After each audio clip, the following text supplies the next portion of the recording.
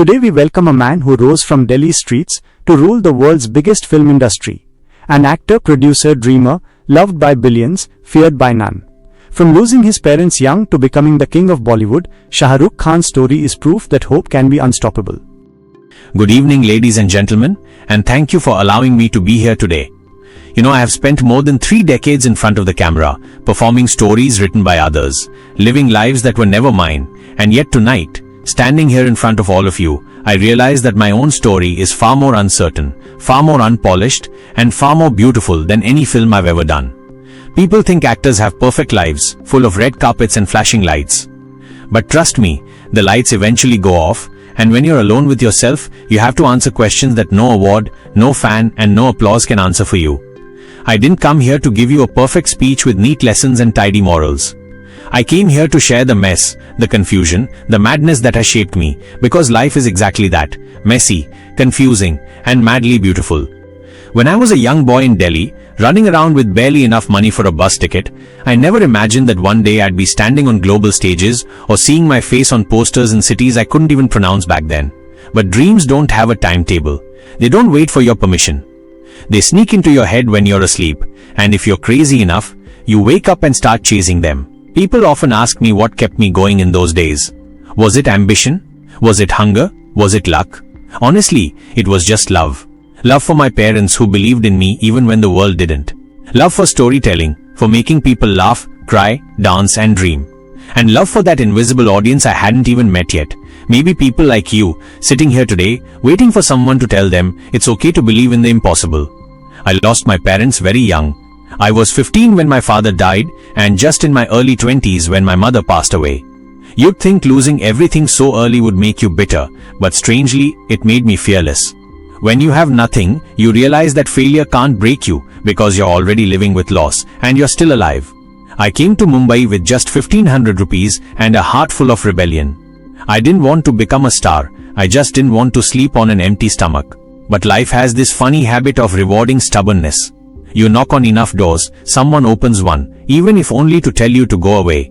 And if you keep standing there, sometimes they let you in, not because they like you, but because you refuse to leave. What I learned very early is this: there is no shortcut to hard work. There is no elevator to success. You have to climb the stairs, even if your legs are trembling, and your breath is short. And while you climb, people will laugh at you, doubt you, even betray you. That's okay. Don't hate them. Don't waste your time proving them wrong.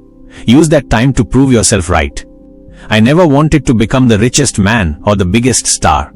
I just wanted to be the hardest working person in the room.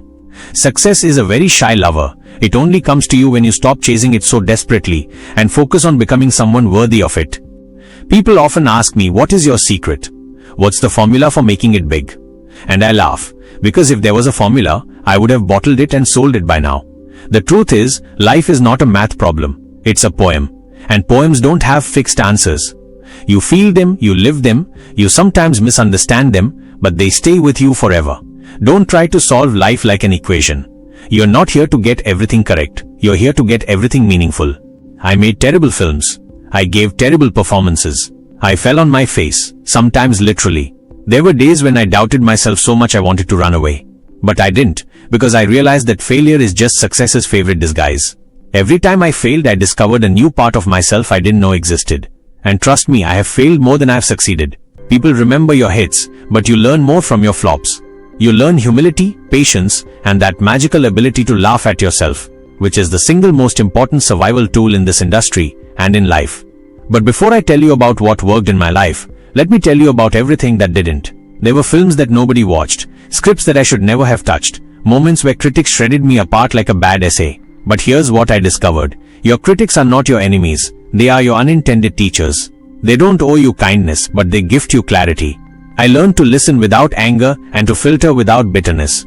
Not every opinion matters, but every failure has a lesson, and you must carry that lesson without carrying the wound. I have also learned that charm fades, talent ages, fame is fickle, but the only thing that stays with you is your ability to keep reinventing yourself. Don't let people put you in a box. I was told I could only play romantic roles. I was told I was too unconventional, too talkative, too energetic for serious cinema. And yet every time someone boxed me in, I decided to step out. If you accept the labels others give you, you'll spend your life trapped in their imagination instead of building your own. The truth is, I was never the most talented actor, but I was always the most curious student. I never stopped asking questions.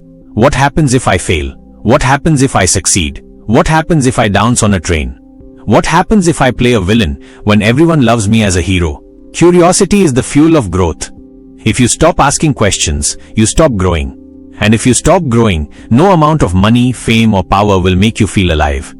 I want to tell you something very personal tonight. Even after 30 years of work, even after all the applause, I still wake up some mornings and feel scared. Scared that maybe this is the day I'll lose it all. Maybe people will stop loving me. Maybe I'm not good enough anymore. And you know what? That fear is not your enemy. Fear keeps you humble. Fear keeps you grounded. Fear reminds you that nothing in life is permanent, and that's good, because permanence is boring. When you accept that everything is temporary, your pain, your success, your struggle, you start to live more fully. You laugh louder. You cry deeper. You dance harder. I remember when I signed my first film, I thought I was on top of the world. Then I signed my second film and it got delayed. Then my third film didn't work. Suddenly I realized this world doesn't care about your dreams unless you protect them with your sweat and sleepless nights. You cannot demand respect, you earn it every single day. People think confidence is walking into a room and believing you're the best. I think real confidence is walking into a room and being willing to learn from everyone in it. Along this journey, I met people who betrayed me, used me, mocked me. I also met people who held my hand when I had nothing to give in return. And I realized that kindness is the greatest currency in the world. You can lose money, you can lose fame, but if you invest in kindness, it always pays you back in ways you don't expect.